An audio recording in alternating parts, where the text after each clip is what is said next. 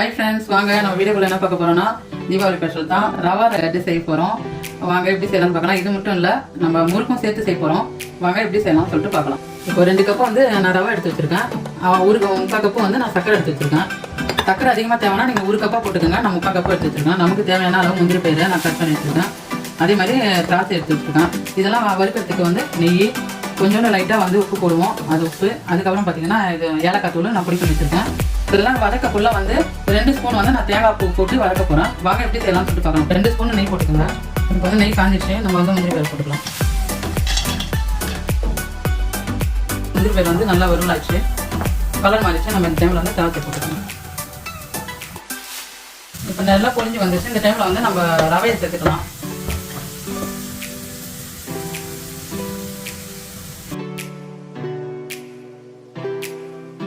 இப்போ வந்து நம்ம தேங்காய் போட்டுக்கலாம். இது கூடயே போட்டுங்க, ரவை கூடயே. சிலவங்களுக்கு வந்து தேங்காய் பொடி போடுறது பிடிக்கும், சிலவங்களுக்கு தேங்காய் போடாமல் செய்யறது பிடிக்கும். உங்களுக்கு எப்படியோ நீங்கள் தேங்காய் கூட போட தேவையில்ல, அப்படி கூட செஞ்சுக்கலாம்.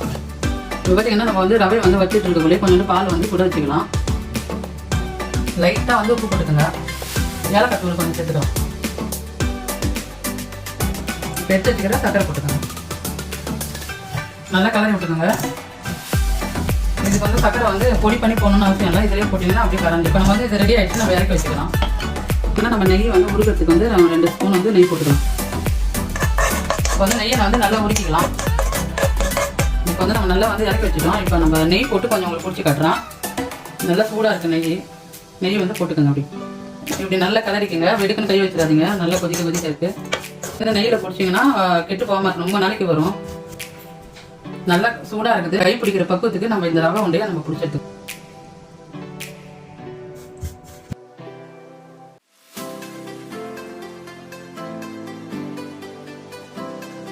ஃபர்ஸ்ட் காட்டினது வந்து நெய்யில் பிடிச்சது. அந்த மாதிரி பிடிச்சிங்கன்னா ரொம்ப நாளைக்கு வரும்.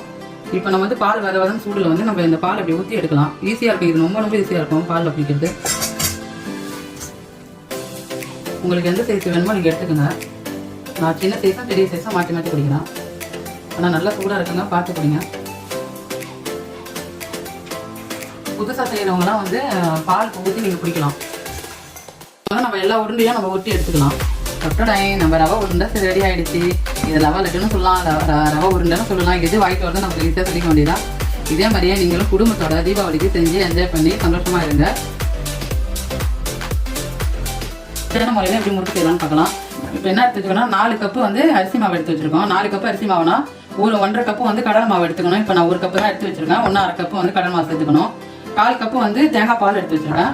அதுக்கப்புறம் பார்த்தீங்கன்னா எள்ளு, உங்களுக்கு தேவையான அளவு எள்ளு, அதுக்கு தேவை உப்பு, பொரிக்கிறதுக்கு எண்ணெய். இது எல்லாமே வந்து கடையில் வாங்கின மாவு தான். ஈஸியாக நம்ம வீட்லேயே கடையிலேருந்து வாங்கிட்டு வந்து வீட்டில் செஞ்சுக்கிறேன். இப்போ வாங்க எப்படி இதை வந்து நம்ம செய்யலாம்னு சொல்லிட்டு வானலில் வந்து எள்ளு போட்டு கொஞ்சம் பொரிய வச்சிடலாம்.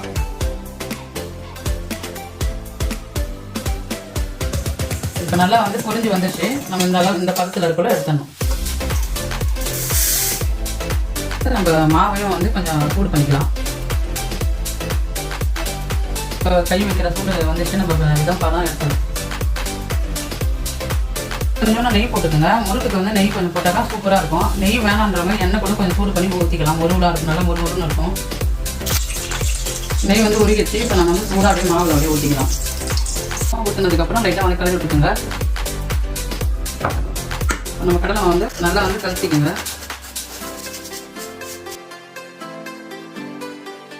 இப்போ தேவையான அளவு வந்து உப்பு போட்டுக்கோங்க. நான் உப்பு கையால் தான் போடுவோம், அப்படின்னா பதம் தெரியும், பார்த்துக்கிட்டு போட்டுக்கலாம். இப்போ வந்து தேங்காய் பாலும் ஊற்றிக்கலாம். எல்லாத்தையும் நல்லா வந்து பிசைஞ்சிக்கோங்க. ரொம்ப ஈஸியான வேலை. புதுசாக செய்கிறவங்க கூட இதை கண்டிப்பாக வந்து செஞ்சுக்கலாம். ஈஸியாக வந்துடும் அவங்களுக்கு. இப்போ வந்து நம்ம தண்ணி ஊற்றி பிசைஞ்சிக்கலாம். எடுத்தோன்னா எல்லா தண்ணியும் ஊற்றிடாதீங்க. கொஞ்சம் கொஞ்சமாக ஊற்றி நம்ம முறுக்கு மாவு பதத்துக்கு வந்து பிசைஞ்சு எடுக்கணும். இப்போ பார்த்தீங்கன்னா நல்லா வந்து மாவு வந்து பிசைஞ்சிட்டேன். இந்த டைமில் லைட்டாக கையில் வந்து எண்ணெய் வச்சுக்கோங்க. லைட்டாக எண்ணெய் வச்சு இப்போ மாவோட வந்து நம்ம நல்லா பிசைஞ்சு விடணும். இதெல்லாம் வந்து மாவு காயாமல் இருக்கிறதுக்கு ரொம்ப டைட்டாலாம் மாவு இருக்கக்கூடாது. அப்படி கொஞ்ச நேரம் ஒரு 2 நிமிஷம் ஊற வச்சிடணும். பார்த்தீங்கன்னா இப்போ மாவு ரெடி ஆகிடுச்சு.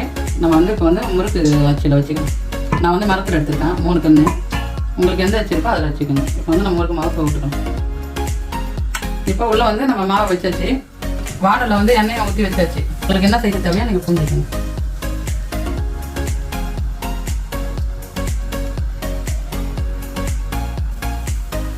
எண்ணெயில் போட பயப்படுறவங்க வந்து இந்த மாதிரி பட்டர் ஷீட்டில் வந்து கூட வச்சு நீங்கள் மாதிரி சுற்றிக்கலாம்.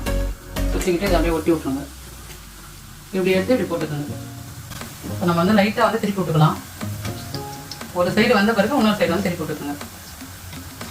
வந்து நம்ம வெந்த முறுக்கை வந்து எடுத்துக்கலாம். இந்த மாதிரி வந்து இருக்கிறதும் எடுத்துக்கலாம். வெள்ளையாக இருக்கும், ஆனால் முறுக்கு சூப்பராக இருக்கும். பார்த்தீங்கன்னா முறுக்கு போட்டோன்னே எவ்வளோ சத்தமாக இருக்கும். முறுக்கு வந்துச்சுன்னா இந்த மாதிரி சத்தம் அடங்கிடும். இந்த டைமில் நம்ம எடுத்துக்கலாம். இதுக்கு மேலே விட்டிங்கன்னா நல்லா வந்து காந்த மாதிரி ஆகிடும். இதே மாதிரியே நம்ம எல்லா முறுக்கும் போட்டு எடுத்துக்கலாம். இப்போ நம்ம முறுக்கு எல்லாமே வந்து செஞ்சு முடிச்சிட்டோம். நான் வந்து முள்ளு மாடல் ஒரு முறுக்கு போட்டுக்கிறேன். 2 விதமான மாடல் தான் நான் செஞ்சு முடிச்சிட்டேன். நான் போட்ட மாவு கரெக்டாக எனக்கு 35 முறுக்கு வந்திருக்கு. 1/2 கிலோ மாவு கணக்கு வச்சுக்கோங்க. நான் செஞ்ச மாதிரி நீங்களும் இந்த அளவெல்லாம் கரெக்டாக எடுத்து செய்யுங்க. சூப்பராக உங்களுக்கு ஈஸியாக வரும், நல்லாவும் இருக்கும். முறுக்கு வந்து பாருங்கள், முறுக்கி காட்டுறேன். எந்த அளவுக்கு மொறுன்னு இருக்கு பாருங்கள். நல்லா ஆற வச்சு ஒரு பாட்டில் வச்சு வச்சுக்கோங்க. சூப்பராக இருக்கும் முறுக்கு. இந்த வீடியோ பிடிச்சிருந்தா லைக் பண்ணுங்கள், ஷேர் பண்ணுங்கள், கமெண்ட் பண்ணுங்கள், சப்ஸ்கிரைப் பண்ணுங்கள், பெல் பட்டனை கிளிக் பண்ணுறேங்க. நன்றி, வணக்கம்.